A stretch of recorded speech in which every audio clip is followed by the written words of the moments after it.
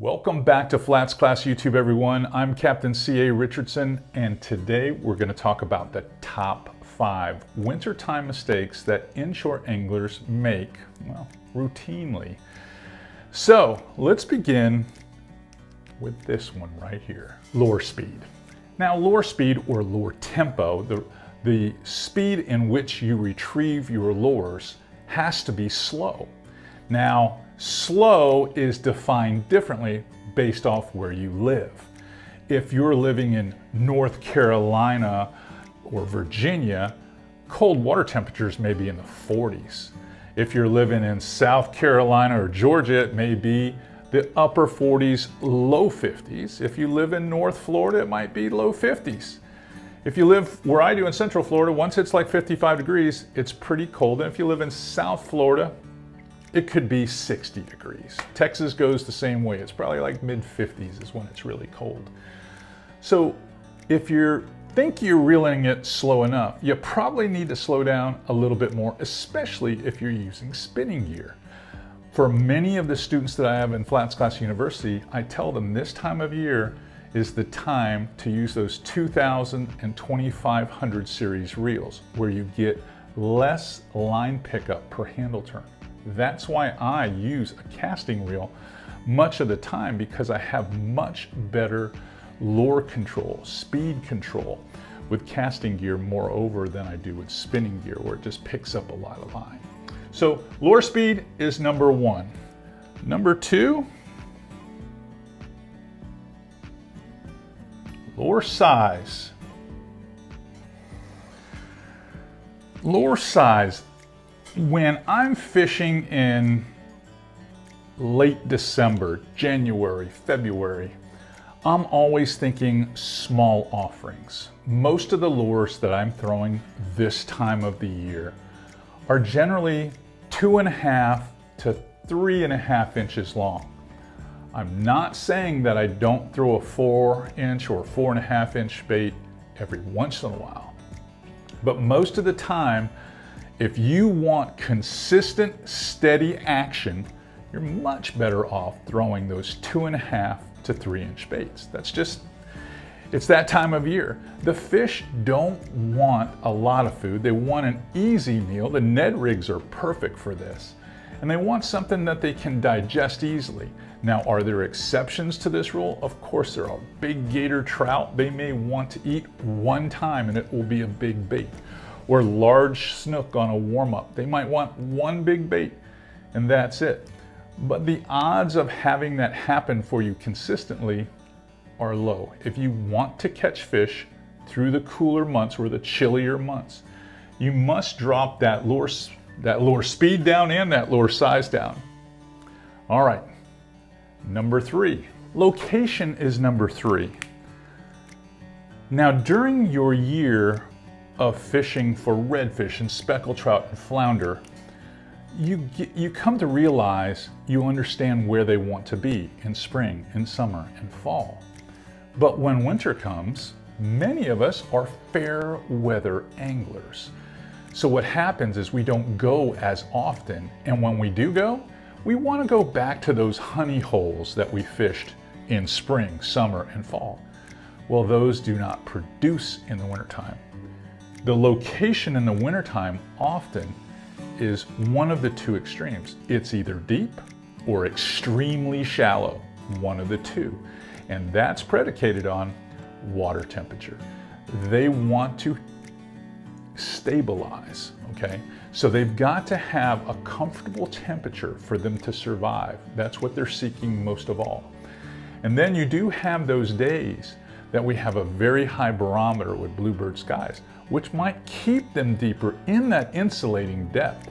So where I typically target redfish and speckled trout, most days I'm fishing anything from 18 inches during the year to maybe 3 feet of water. That's where I make my living.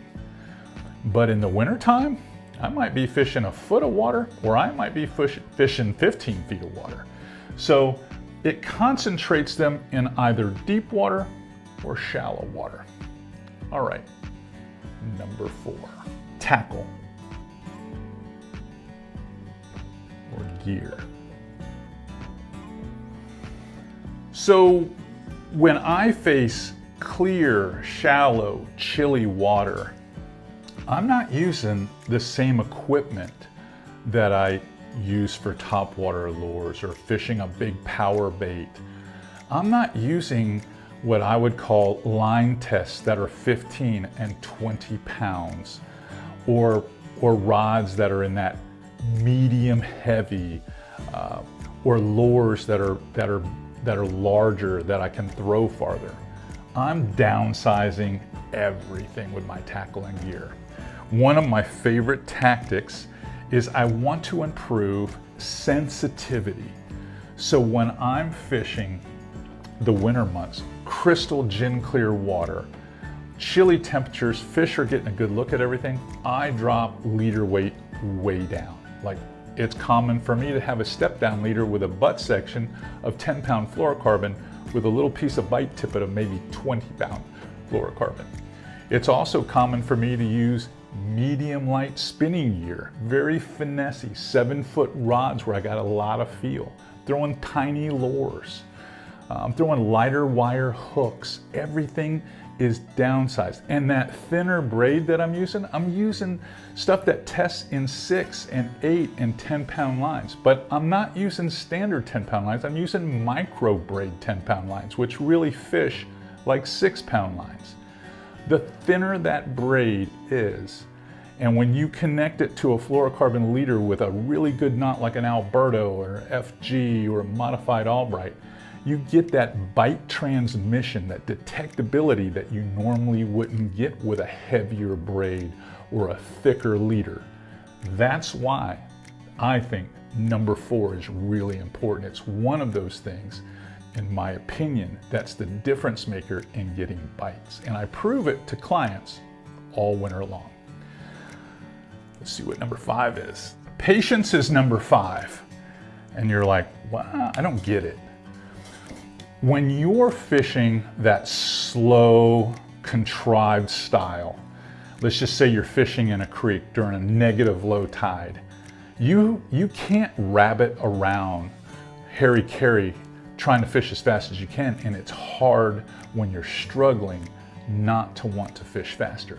You have to slow yourself down, methodically think, where should I be fishing in this system? How slow you should fish. In fact, there are many times where I slow down so much where I may hop the lure maybe 6 inches off the bottom, let it rest here for a 3 count, and then hop it maybe 10 inches off the bottom, let it sit here for a 3 or 4 count, let's just say 4 count, then hop the bottom 6 inches again. Those pauses in between how you're moving the bait and making contact with the bottom are the points in time where the fish will decide whether they want to eat it or not. One of those times, you're going to go to lift it off the bottom and it's going to feel like it's hung up, and they're going to have it in their mouth because the bite is so soft. That's why you need to use that lighter gear. You detect that little bit of weight and movement, whap, hit them, or lean into them, because a lot of that lighter gear, you really can't hit them that hard. You got to lean into them. But patience is a big part of this game. Don't be in a hurry. If you don't want to be in a hurry, you're going to catch more fish. If these types of tips and just product info helps you and you're learning it here on FlatsClass, please give us that thumbs up, subscribe, or if you want to take a deeper dive and learn more, something more structured, go over to FlatsClassUniversity.com. You can meet me over there, and I guarantee you we'll level up your inshore game.